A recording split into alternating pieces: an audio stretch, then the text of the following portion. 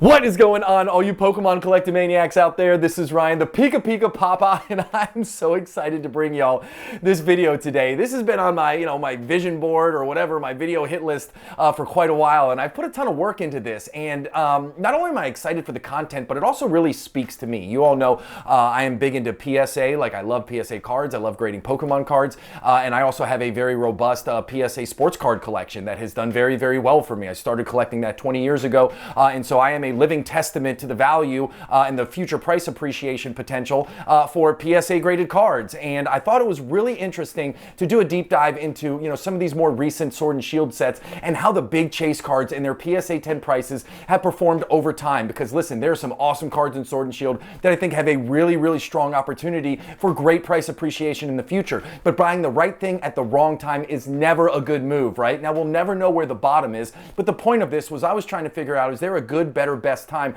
to pull the trigger on some of these PSA 10s that I think all of us are coveting and all of us are really excited about. Now, you also know I am a big Buffett head, right? Like, I'm a Warren Buffett guy. I did a video a couple months ago where I talked about Warren Buffett's 10 rules of investing and how I've applied them to my Pokemon journey and my sports card journey. And I love one of the things he says here. He says the stock market is a wonderfully efficient mechanism for transferring wealth from the impatient to the patient. Well, one of the things we're going to find out today is not just the stock market, but Pokemon collecting is also a wonderfully efficient mechanism for transferring wealth from the impatient to the patient. As I say that, as my little redheads run around behind me before, but so today we're going to be looking at a couple things, right? We're going to be looking specifically at the Sword and Shield sets, Chilling Reign, Evolving Skies, and Fusion Strike. And I picked those because, they're 2.5, 3 years old. They're in succession. Like, there's some really big chase cards in there. And I think that just the timeline is a good comparison for us. I thought about going further back, but I can't go further back because then everything starts getting really muddied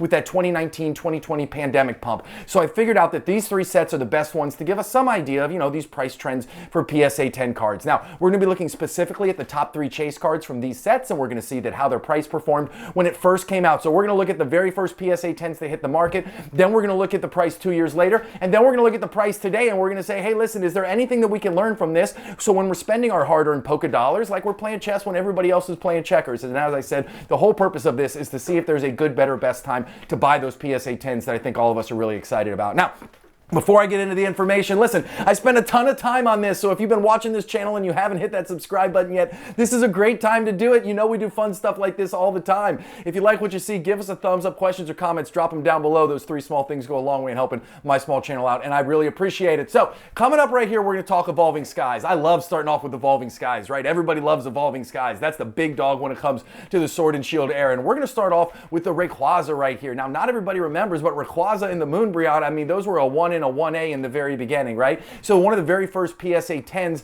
of this awesome card when it hit the market sold for $1,092, right? That's absolutely insane. What a crazy price point. Now, we all know that the first PSA 10s to hit the market, they always sell super fast, right? Like we said, the Pokemon collecting market is a great opportunity for transferring wealth from the patient to the impatient, right? So that's what we have going on here. So somebody got this card, they sold it to somebody who was impatient, made a ton of money, and obviously the price has fallen since then. Now, 2 years later, they were selling for $380, which is really interesting because right now they're selling for $361. So yes, if you had waited 2 years to buy this card in a PSA 10, you would have paid a little bit of a premium compared to what today's price is, but we're talking about a $19 difference. Like, in the grand scheme of things, that is not a lot of money. And the other thing that I want to call out as we're going through this and looking at these chase cards is look at the overall population for this card. There's 6,500 of these roughly in PSA 10 out there. So what happens is, as PSA 10 start hitting the market, right, as more of them become graded, as they start to hit, then obviously the price starts to come down, right? Everything is supply and demand. And as more supply hits the market, it starts to catch up with demand, and then we start seeing prices come down a little bit. So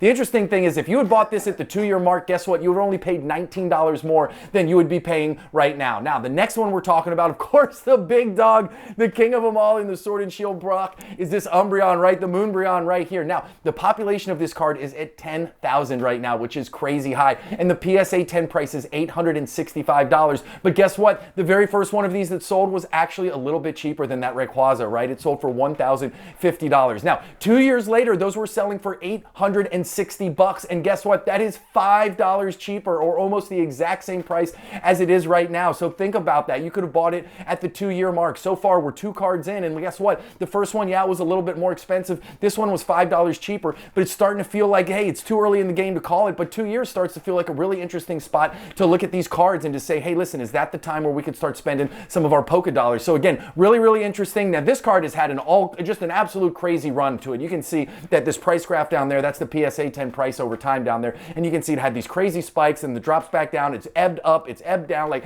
it has just been crazy to watch this card perform ever since it came out, and it obviously has settled down as the big chase card from Sword and Shield, where it rightfully should, because it's just absolutely epic. Now, the third one from this set is this Leafeon VMAX, right? So the very first one that came out in August of 2021, the PSA 10 sold for $500. Now, 2 years later, these were selling for $233, and today they're selling for about $223. Again, not a huge price difference, right? So if you're somebody and you're just saying, hey, listen, I want to cut through the noise, like I just want to get a fair price. I'm not trying to get the very, very bottom, because we all know it's impossible to time the bottom. At least for Evolving Skies, these 3 cards, like buying in PSA 10 at the 2-year mark, seems like a pretty good opportunity, okay? So now we're gonna get into the next set, which is Fusion Strike. I love Fusion Strike. You all know I'm borderline obsessed with Fusion Strike. So we're gonna talk about the 3 cards there. And one of the reasons I'm borderline obsessed with Fusion Strike is because I love this card. This Gengar card is absolute fire. Like, I will have it in my possession someday. I don't yet, but I will, and I'm just waiting for the right time to pull the trigger. Now, in December of 2021, the very first one of these that hit the market, the PSA 10,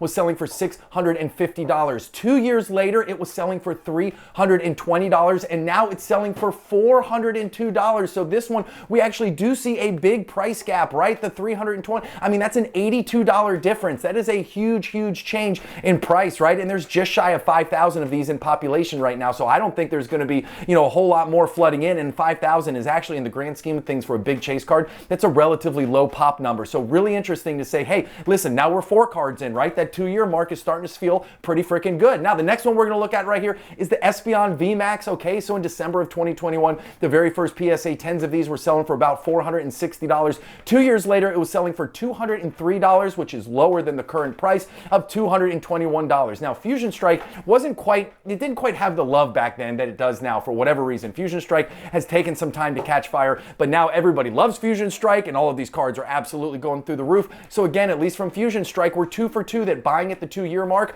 you would have seen some upside between then and now. Now, coming in at the number 3 one, the Mew VMAX. I've been talking about this a lot over the last couple months. I think this is just an incredible card at an incredible value. The art apparently isn't for everybody, but PikiPikaPapa is all about this. Now, in December of 2021, the first ones of these were selling for $550, which is a crazy number compared to the price that it's selling for now at $119. And at the 2-year mark, it was selling for $110. So this is the one right here where, guess what? It is also down. You would have paid $110 for this at the 2-year mark, and it is up to about $120 right now. Not a huge gain, but again, up is up. So really interesting. Every single one of these chase cards from the Fusion Strike set, if you would have bought them at the 2-year mark in PSA 10, every single one of them is up in value over that time frame. Now, here we're going to talk about Chilling Reign. I love Chilling Reign. Chilling Reign flipped to sold out on the Pokemon Center ever since it did. Guess what? Booster boxes have been going absolutely nuts, going up through the roof. So it's interesting to see these cards. Now, the Blaziken, right? The big chase card here.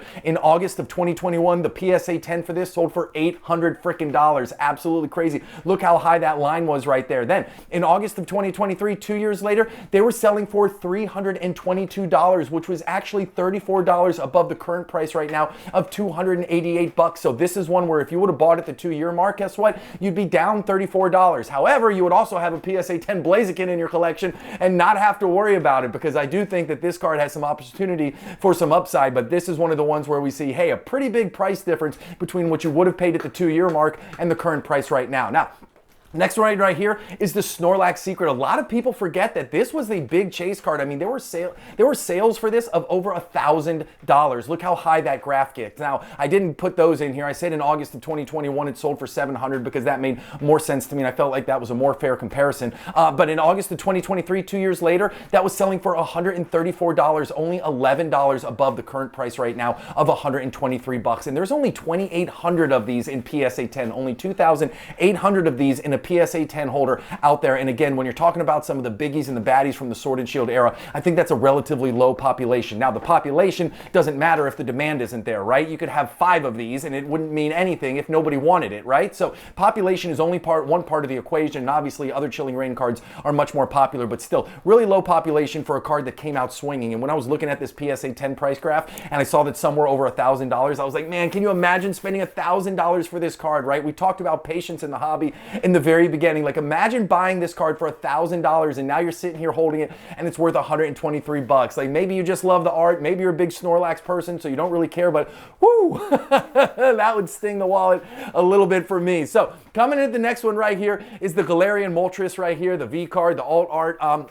And again, this was another biggie and baddie from the Chilling Reign set, right? PSA 10s in the beginning were selling for about $640. 2 years later, they were selling for $240, and now it is down to $208.80. So again, another example here where you would have lost $32. So we've kind of seen a mixed bag of things here as we've been going through this, right? We've seen Evolving Skies where, hey, look, it was pretty much flat neutral. We've seen Fusion Strike where in every single one of those you would have actually made money. And now we've been looking at Chilling Reign, and guess what? In the Chilling Reign space, all of these would have been down just a little bit. So I don't know if I'm walking away with any definitive answer, like, is it the right time to buy? Is it the best time to buy? Is it the worst time to buy? But here's what I know for sure. I know up to the first 2 years is the wrong time to buy these PSA 10s, but I want to specify this.